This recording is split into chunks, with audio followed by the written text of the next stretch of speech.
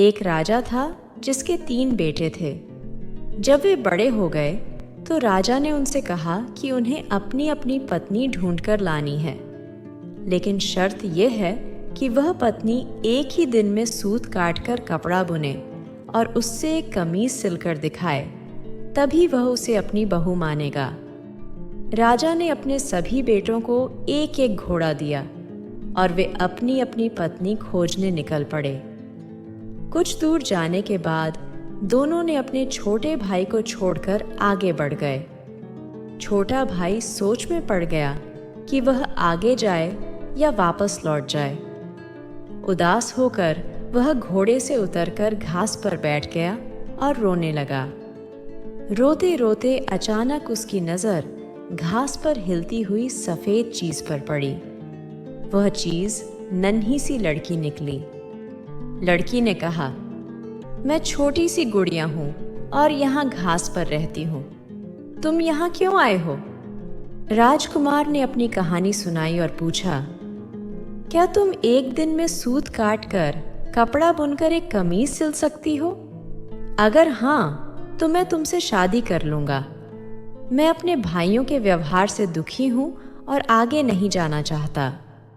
गुड़िया ने हाँ कहा और तुरंत ही सूत काटकर कपड़ा बुनकर एक छोटी सी कमीज तैयार कर दी।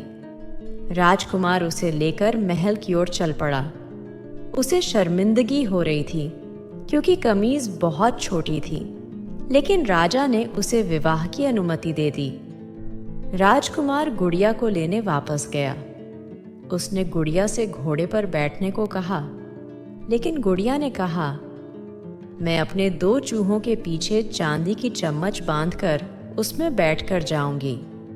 राजकुमार ने उसकी बात मानी। वह घोड़े पर और गुड़िया चूहों के पीछे बंधी चांदी की चम्मच पर सवार हो गई। राजकुमार सड़क के किनारे चलने लगा ताकि उसका घोड़ा गुड़िया पर न चढ़ जाए, लेकिन अचानक गुड़िया नदी में गिर गई।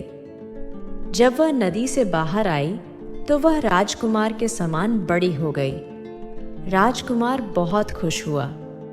महल पहुंचने पर उसने देखा कि उसके सभी बड़े भाई अपनी अपनी पत्नियों के साथ पहले से ही वहां मौजूद थे, लेकिन उनके भाइयों की पत्नियां न तो सुंदर थीं और न ही उनका व्यवहार अच्छा था।